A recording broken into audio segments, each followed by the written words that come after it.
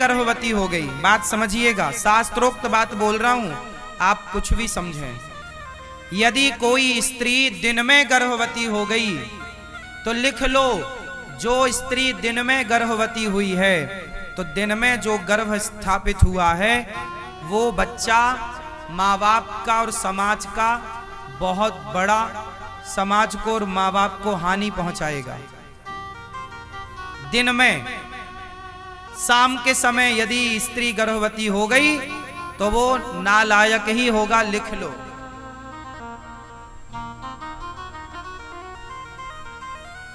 हिरण्याक्ष हिरण्यकश्यपु इसका उदाहरण है। महर्षि कश्यप की पत्नी दिन शाम के समय अपने पति से बोलने लग गई कि मुझे काम का वेग है, आप मुझे संतुष्ट कीजिए। महाराज ने, पति ने रोका कि देवी ये संध्या का समय है, अभी गर्भाधान का मुहूर्त नहीं है, अभी गर्भाधान का शुभ समय ये शाम है, भगवान को याद करने का समय, और तुम क्या सोचे बैठी हो। पत्नी ने नहीं माना और पत्नी ने जिद की तो गर्भाधान हुआ। तो उस गर्भाधान से हिरण्याक्ष और हिरण्यकश्यपु जैसे राक्षसों का जन्म हुआ। शास्त्र प्रमाण है। इसलिए हमारे यहाँ ये विचार भी होता है कि गर्भाधान कब होना चाहिए। इसलिए संयमी गृहस्थ में हो, पत्नी के साथ हो तो भी संयमी रहना है। संतान के लिए विचारवान होना है। क्या होना है? विचारवान। खूब तरीके से हमने समझाया, आप समझदार होंगे, समझ गए होंगे कि संतान के प्रति लापरवाही नहीं, बहुत श्रेष्ठ संतानों की जरूरत है। कहाँ गई वो झांसी की रानी, कहाँ गए विवेकानंद, कहाँ गए रामकृष्ण, कहाँ गए और महाराणा प्रताप, शिवाजी।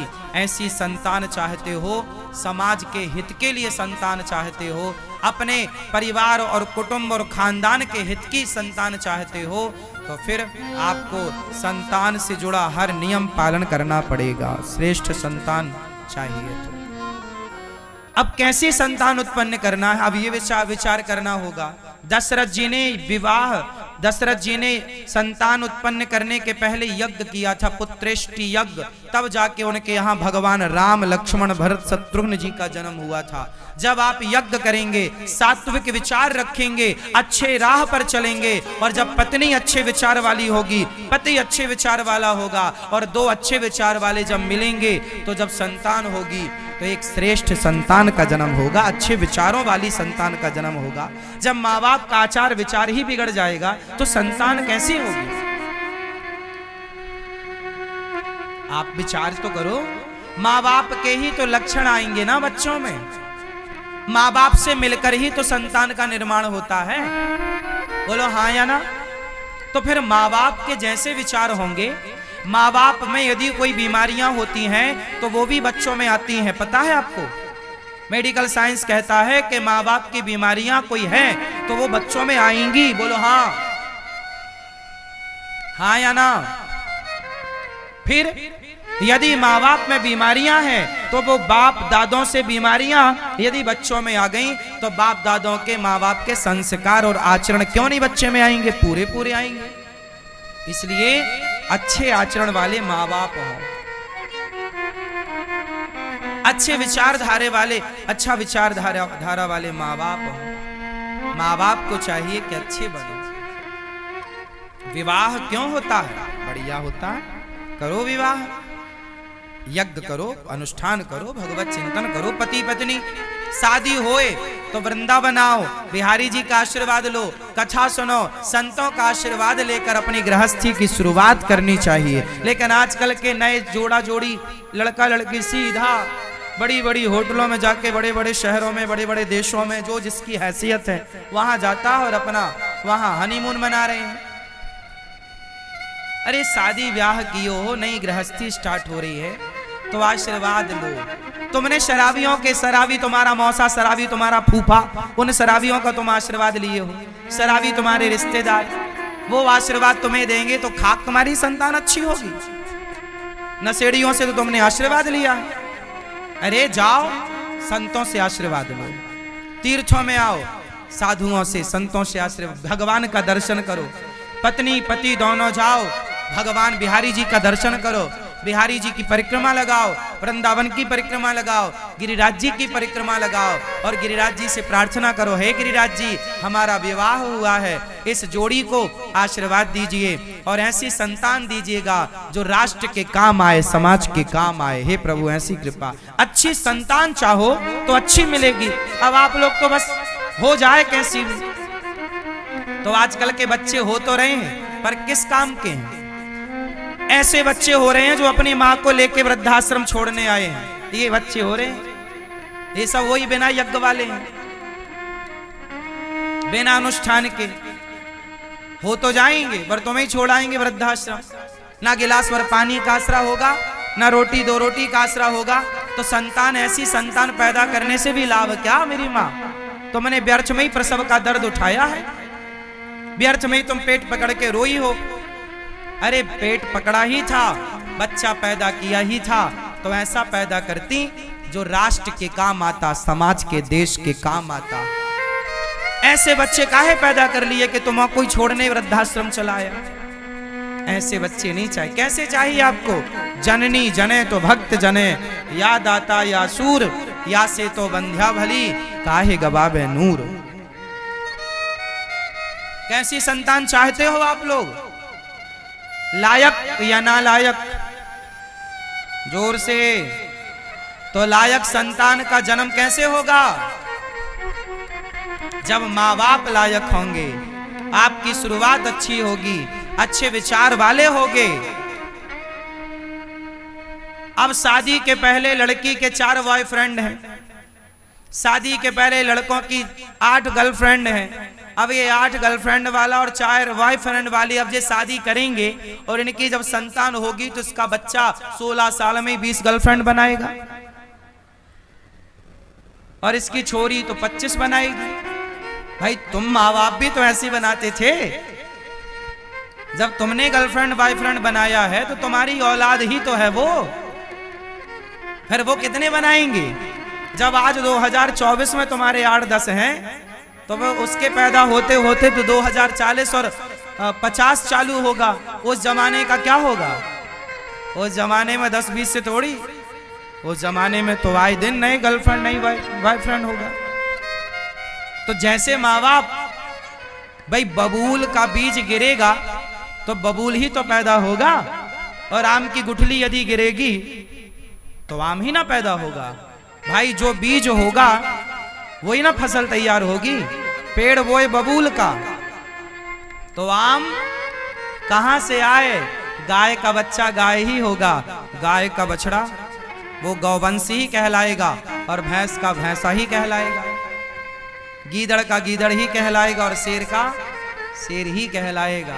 इसलिए आप जैसे विचारधारा वाले होंगे उस विचारधारा वाला बच्चा पैदा होगा। आप तय करिए कि आपको संतान कैसी चाहिए, जैसी चाहिए वैसे आचरण अपने बना लो। कितने लोग मेरी इस बात से सहमत हैं कि जैसे आचरण वाले माँ बाप होते हैं लगभग वही आचरण वाले बच्चे, उन पर पूरा पूरा प्रभाव। बताओ माँ बाप का प्रभाव बच्चों में पड़ता है या नहीं? हाँ या ना? जोर से। तो शादी के बाद कहां जाना चाहिए? संतों का आशीर्वाद लो, अच्छे लोगों का, माता पिता का आशीर्वाद, अच्छे आचरण वाले बनो। किस किस को बात समझ आ गई?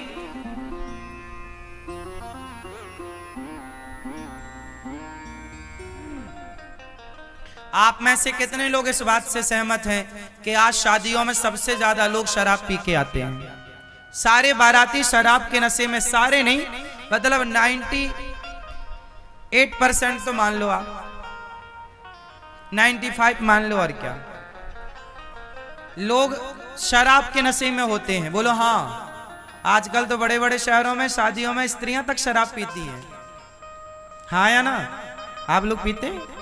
नहीं मैया आप नहीं? सही बताओ, कभी शराब नहीं पी आप? सहेली तो कह रही थी कि एक बार हमारे संग बैठ के पी रही थी आप। नहीं?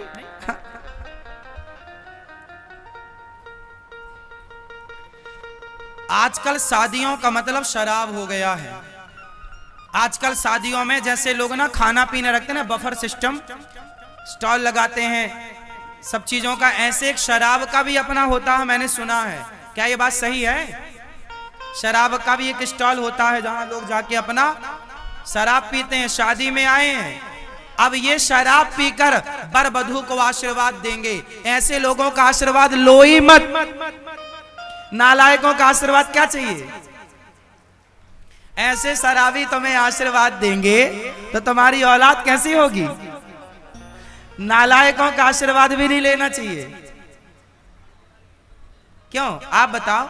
आशीर्वाद उनका लिया जाता है जो अपने से श्रेष्ठ आचरण वाले हों, क्योंकि आशीर्वाद जो हमें देते हैं उनका आचरण हम पे आता है। इसलिए माता पिता के चरण छुए जाते हैं ताकि माँ बाप के संस्कार हम पर आए।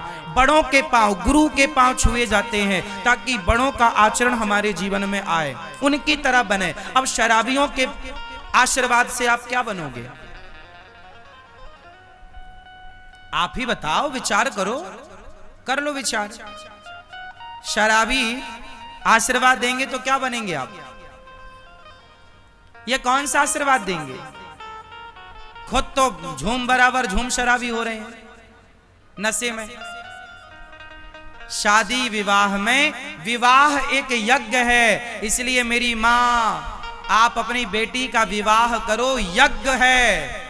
आप उस विवाह में ये शराब इत्यादि का अड्डा ना बनाओ, बेटी के भविष्य से खिलवाड़ ना करो। ऐसे लोगों को शराब, ऐसे लोगों को विवाह में बुलाओ ही मत जो शराबी हो। थोड़ा अच्छे आचार विचार रखो मेरी माँ। ये क्या आधुनिकता के नाम पे आज जो चल रहा है हुड़दंग, सही है? बताओ, सही है? फिर आने वाली समाज क्या आपसे सीखेगी? क्या होगा अब इस भारत का यदि ऐसे ही आचरण रहे कि हुड़दंग हो रही है आजकल शादियों में, शराब पी के लड़के नाच रहे हैं? ऐसी समाज नहीं चाहिए। अच्छे चाहिए ना। आपकी बेटी का विवाह हो रहा है, पाणी ग्रहण संस्कार हो रहा है। क्या हो रहा है? संस्कार है, संस्कार है, वो यज्ञ है। मंडप बनाया जाता है। मंडप जैसे यज्ञ का मंडप होता है ना, ऐसे दुल्हा दुल्हन जहां बैठते हैं उसे भी मंडप कहते हैं। क्या है वो? मंडप। और मंडप पुरानी पद्धति कैसी रही? जंगल से लकड़ियां लाई जाती थी। लकड़ी किसकी होनी चाहिए? ऊपर छाते थे, मतलब छाया होनी चाहिए। वहां पर पूरा देवी देवताओं का आवाहन किया जाता है। वहां पर यज्ञ होता है, हवन होता है। उस हवन कुंड के फेरे होते हैं, अग्नि साक्षी होती है, तब ना दुल्हा दुल्हन पूरा विधान करते हैं। आजकल वो विधान लोग जल्दी जल्दी कराते हैं और शराब की पार्टियों में खूब समय देते हैं। अब बताओ समाज की क्या स्थिति होगी? इसलिए विवाह का अर्थ है यज्ञ। हम अधिकारी हो गए इस विवाह से। अब हमें संतान उत्पन्न करने का, अब कैसे संतान उत्पन्न करना है, अब ये विचार करना होगा। दशरथ जी ने संतान उत्पन्न करने के पहले यज्ञ किया था, पुत्रेष्टि यज्ञ। तब जाके उनके यहाँ भगवान राम, लक्ष्मण, भरत, शत्रुघ्न जी का जन्म हुआ था। जब आप यज्ञ करेंगे, सात्विक विचार रखेंगे, अच्छे राह पर चलेंगे, और जब पत्नी अच्छे विचार वाली होगी, पति अच्छे विचार वाला होगा, और दो अच्छे विचार वाले जब मिलेंगे तो जब संतान होगी तो एक श्रेष्ठ संतान का जन्म होगा, अच्छे विचारों वाली संतान का जन्म होगा। जब माँ बाप का आचार विचार ही बिगड़ जाएगा तो संतान कैसी होगी? आप विचार तो करो। माँ बाप के ही तो लक्षण आएंगे ना बच्चों में। माँ बाप से मिलकर ही तो संतान का निर्माण होता है। बोलो हाँ या ना? तो फिर माँ बाप के जैसे विचार होंगे।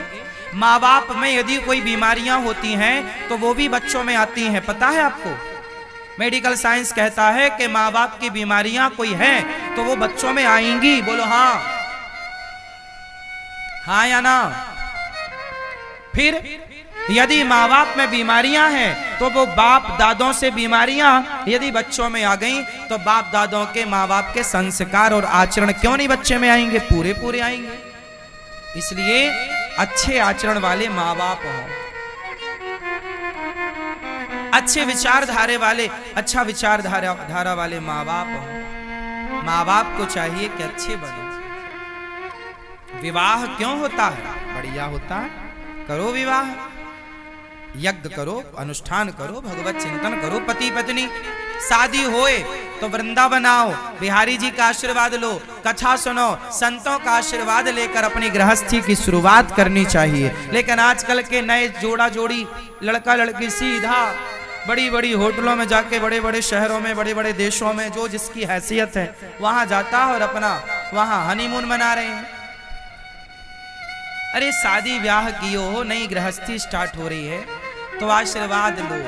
तुमने शराबियों के, शराबी तुम्हारा मौसा, शराबी तुम्हारा फूफा, उन शराबियों का तुम आशीर्वाद लिए हो, शराबी तुम्हारे रिश्तेदार, वो आशीर्वाद तुम्हें देंगे तो खाक तुम्हारी संतान अच्छी होगी। नशेड़ियों से तो तुमने आशीर्वाद लिया है। अरे जाओ संतों से आशीर्वाद लो, तीर्थों में आओ, साधुओं से, संतों से आशीर्वाद, भगवान का दर्शन करो। पत्नी पति दोनों जाओ, भगवान बिहारी जी का दर्शन करो, बिहारी जी की परिक्रमा लगाओ, वृंदावन की परिक्रमा लगाओ, गिरिराज जी की परिक्रमा लगाओ और गिरिराज जी से प्रार्थना करो, हे गिरिराज जी हमारा विवाह हुआ है, इस जोड़ी को आशीर्वाद दीजिए और ऐसी संतान दीजिएगा जो राष्ट्र के काम आए, समाज के काम आए। हे प्रभु ऐसी कृपा। अच्छी संतान चाहो तो अच्छी मिलेगी। अब आप लोग तो बस हो जाए कैसी भी, तो आजकल के बच्चे हो तो रहे हैं पर किस काम के हैं? ऐसे बच्चे हो रहे हैं जो अपनी माँ को लेके वृद्धाश्रम छोड़ने आए हैं, ये बच्चे हो रहे हैं। ये सब वही बिना यज्ञ वाले हैं, बिना अनुष्ठान के हो तो जाएंगे पर तुम्हें छोड़ आएंगे वृद्धाश्रम। ना गिलास भर पानी का आसरा होगा, ना रोटी दो रोटी का आसरा होगा।